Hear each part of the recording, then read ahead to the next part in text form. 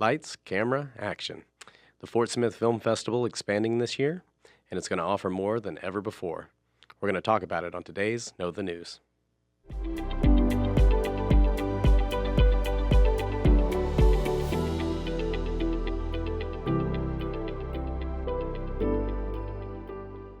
Welcome to this installment of the Know the News podcast. I'm your host, Chris Swindle, Metro Editor of the Northwest Arkansas Democrat-Gazette. Today I'm joined by Brandon Chase Goldsmith, the Fort Smith Film Festival Executive Director and Founder, to talk about what festival goers can expect to see this year. This is in advance of a story that we'll publish on the topic in this Sunday's What's Up Arts and Entertainment magazine. Thanks for joining me, Brandon. To start, Brandon, I just want you to tell me a little bit about yourself and your background in film. We've actually been talking a little bit about that before the cameras turned on, so maybe you could just share a little bit of that. All right. Well, it's wonderful being here, and it's fun to be able to talk film. But yeah, I've been doing film since high school, so. Me and my friends were those kids who were convinced the English teacher to let us make a movie instead of write a paper. So that's kind of where it all got started. And then I went from there to doing computer animation for an oil company. And then I ended up bringing all my friends, went to film school. We started our first film company. I'm going to date myself here, in 1998 in Austin. And so I've been doing film basically, my whole life. It's been my passion. And I always tell people, dating myself once again, Blockbuster was my film school. So I would go and I got a job at Blockbuster, worked for 3 months, had a list of 120 movies I needed to watch. And then after I watched all 120 movies, I quit my job. And so that's I've been loving film and doing film my whole life. And now I moved here and I was working on one of my own projects. So I was working on a documentary. I realized that my cinematographer and this other person I was talking to help me out with sound and lighting, they lived in the same town, didn't know who each other were. So selfishly, I created the River Valley Film Society in order to start bringing all these people together so I could get to know who the filmmakers were down in the River Valley. And that's kind of what got everything started. And then that kind of grew into the point where we were highlighting different filmmakers each month. And then we were showing Clay Pruitt's The 24, and 340 people showed up. And I was like, maybe we should do a film festival. And so that's kind of what got the Fort Smith International Film Festival started. So, And you've done this 3 times now. This is year number 4. this is year number 4. Starting to figure it out. Yeah, I was going to ask. I've got to imagine that there were challenges, that there have been successes, and some lessons learned. I wonder if you could speak a little bit to that. Well, the first year of any festival, you're just happy that it happens. You're like, yay, we did it. We did it. Oh my God. Yes.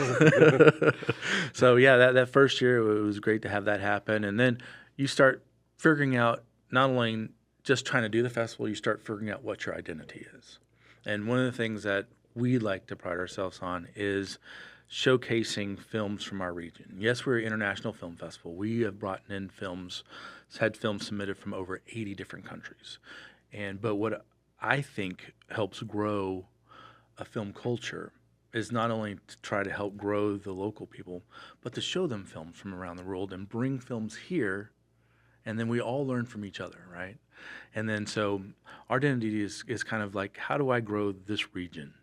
And that idea is what's led us to the next new thing for this year, where we're adding on the film market. So we have the Mid-America Film Market this year.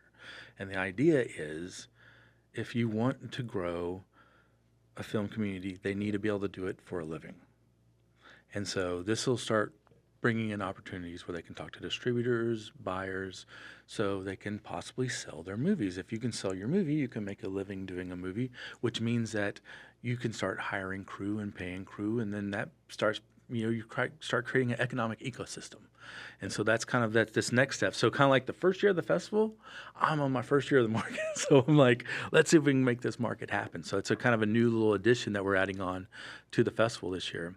And what that addition is doing, what that's going to give to the viewers, is we've increased our number of feature-length films. So we're going to have 34 feature-length films this year. All the way from California to Oklahoma, and then we're adding on episodics. So that's another feature of the film market is TV episodes. So if you want to think about what distributors and people are buying, just look at what you see when you go and watch streaming things at home. That's the things that we're going to be showing. And so hopefully the possibility is that you see something at our festival, and then maybe in 6 months or a year, you might see it on a streaming service or even a cinema, because we're going to have the major cinema people who work with them here too. And that's exciting. That's great. How do you feel that, and I know you're bringing in all this international and national, like you're talking about all these other distributors and other filmmakers and stuff, but how do you feel that the Fort Smith, the River Valley, and the Northwest Arkansas communities are responding to the festival as far as people going and experiencing it? What's the reception been like? Well, to give you an idea, this year we're going to be featuring 80 Arkansas and Oklahoma filmmakers. And yeah, but that's the thing is I want to show off the stories that we have here. And what I've noticed over the years is the way I try to have a filmmaker focused festival, because that's who I need to nurture and try to help grow. And the way is to create a space where they can get together. And one of my favorite things is the Filmmaker Lounge and hearing the conversations. So you have people from all over the state, and they're talking to each other. And guess what? All of a sudden, they're now making movies together. And that's what I love about it, about bringing the community together into one spot. And it's a beautiful thing. And as I say, at our festival, in the back rooms, sometimes baby movies are born. That's great.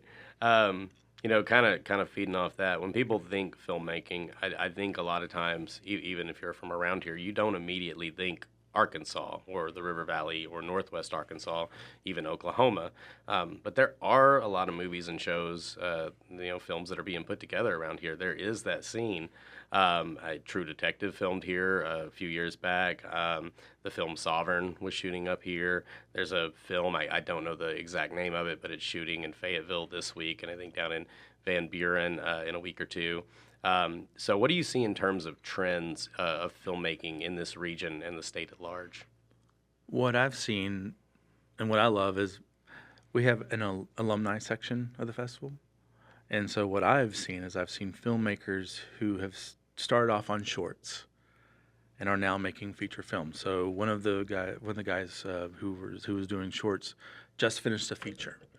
And so you're watching, it's kind of like a graduation. It's kind of like film school. You're watching them graduate to bigger and bigger levels. And so the more people do stuff, the more people work together, the better the product going. And so that you see that ecosystem growing and growing, and that creative economy, and more people are making stuff. And then we have such beautiful locations here.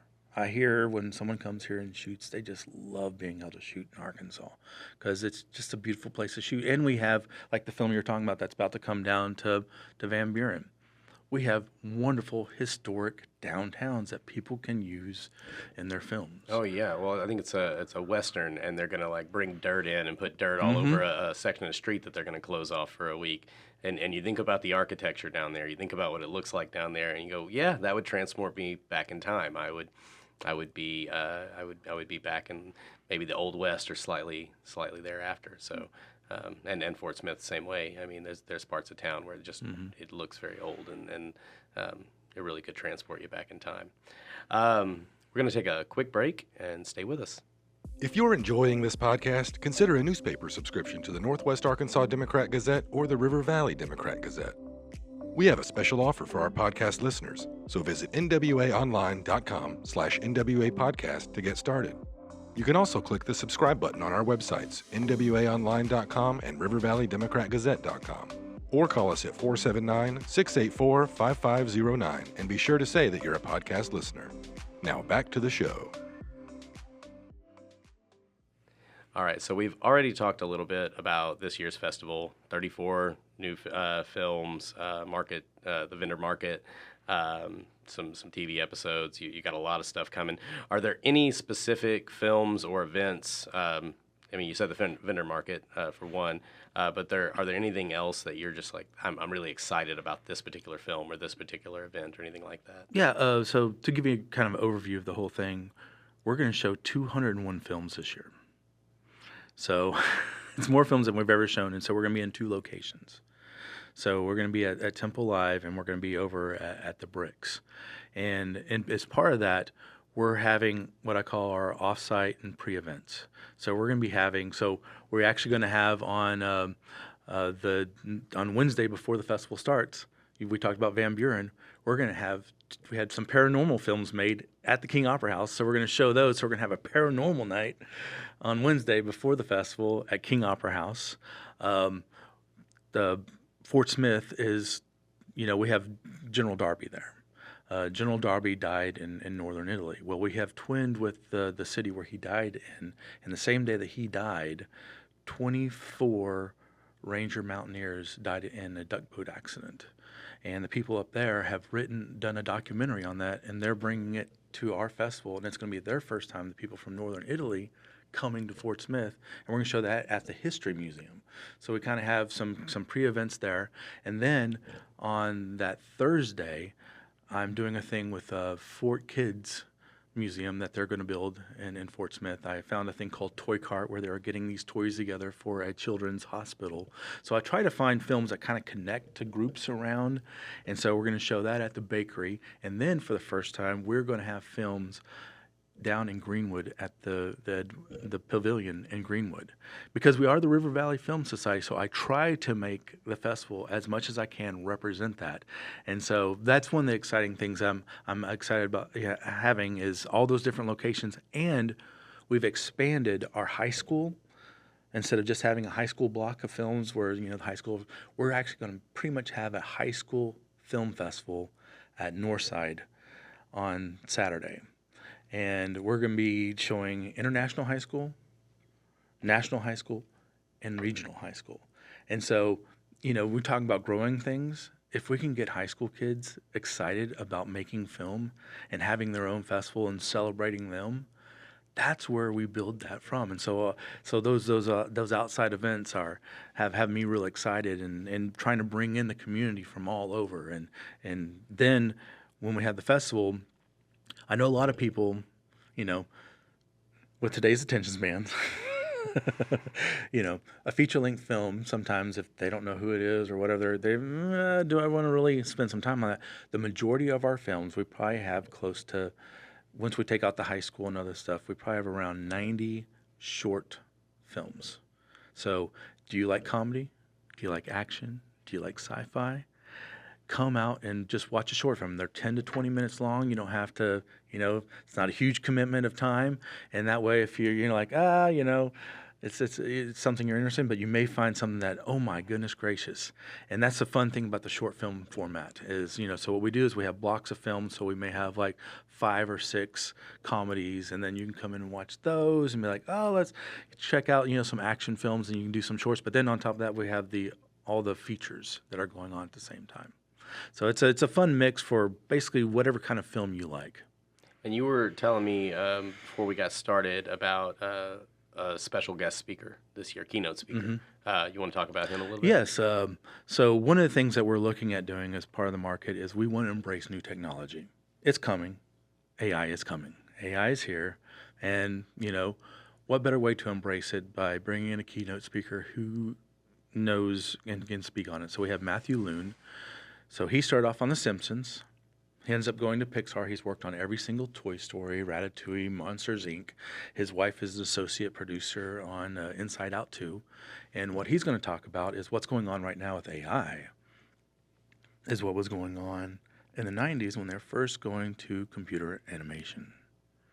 And so talking about how do you use it as a tool and learn to use those tools.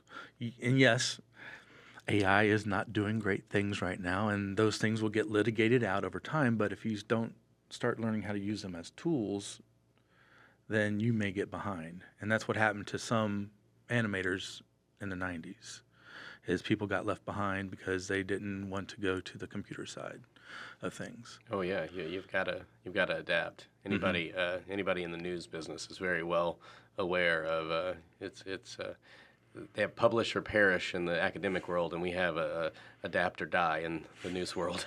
you better learn to adapt and learn to do new technologies. I went to school to learn to do newspapers, and here I'm sitting here doing a podcast. So Exactly. yeah, you better get used to it.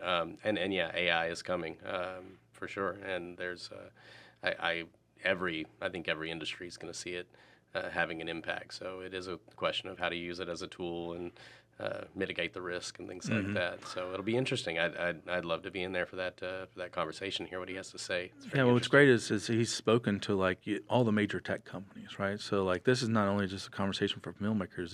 This is a conversation for just tech in general. And so that's, he gives keynotes and speaks to them all the time. And so, that's the thing too is, not only helping hear filmmakers, here's something that you use for tool-wise, but on the tech side, here's some ethics and maybe some responsibilities. Yes. Oh, the importance of ethics. So let's do a little acting. Let's pretend I'm a listener or someone watching this video on YouTube, and I'm in. I want to go to this year's Fort Smith Film Festival. What are the dates? What do I need to do to get tickets? What are my time frames? What am I looking at in terms of cost? Or any special preparations I need to make? Like what would you tell somebody if you're like, hey, I want you to come to the festival. Here's when it is. Here's what it's going to cost you. Like, what are your options? All right. Well, so this year's film festival will be August 22nd through 24th. So that's a Thursday, Friday, and a Saturday. And so what we'll have this year is we'll have day passes. So it's $20 if you want to come. I mean, we're going to have at least 10 feature films each day. So think about what it costs just to go see one film. And, so you'll have access, to the films each day. We'll have 3-day passes, which are $50. And then that gives you access to all 210 films. And then we have, of course, you got your VIP. And, of course, that gets you into the lounge where the filmmakers are. And, you get first choice of seats, because you could put up a VIP section in a theater, but the whole idea is you want to sit where you want to sit. And by giving them the first choice of where they get to seat and shows and do that. And so, yeah, prepare for that.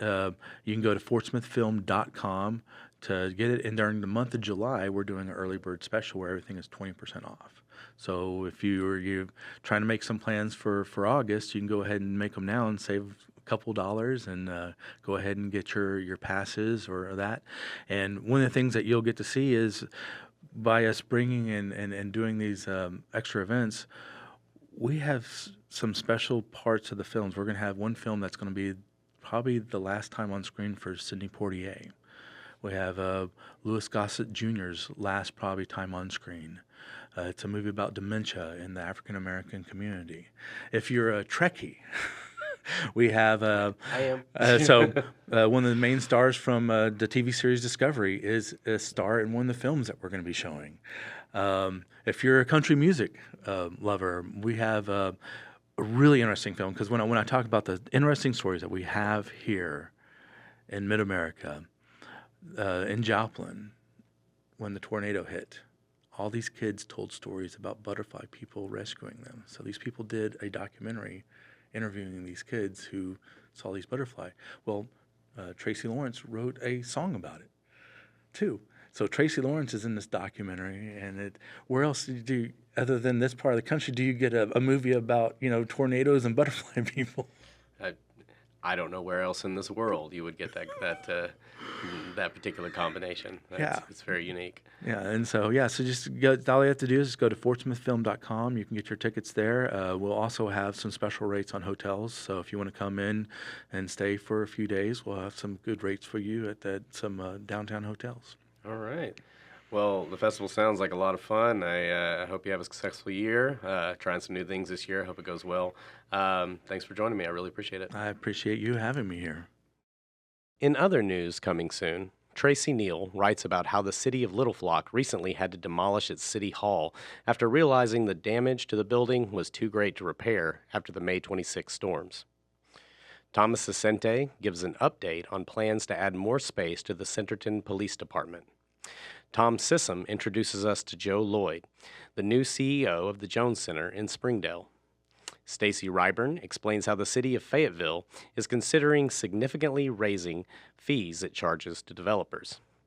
In the River Valley, Sadie LaCicero tells us about new preservation guidelines being planned for the Van Buren Historic District. And Monica Brick writes about the Fort Smith Visitors Center, which is moving out of the historic Miss Laura's building. In sports, we'll be keeping up with our local minor league baseball teams, the Northwest Arkansas Naturals and the River Valley Marshals. In What's Up, Becca Martin Brown and Monica Hooper bring us music news galore with previews of shows featuring Sean Harrison, Lake Street Dive, Greenland Station, and so much more. All this and more will be available to subscribers in our print and replica editions, on our tablet and smartphone apps, and online at nwaonline.com and rivervalleydemocrat-gazette.com. Know the News is a weekly podcast produced by the newsrooms of the Northwest Arkansas Democrat-Gazette and the River Valley Democrat-Gazette. As always, I want to thank you for listening to this point and for supporting local journalism. We'll see you next time.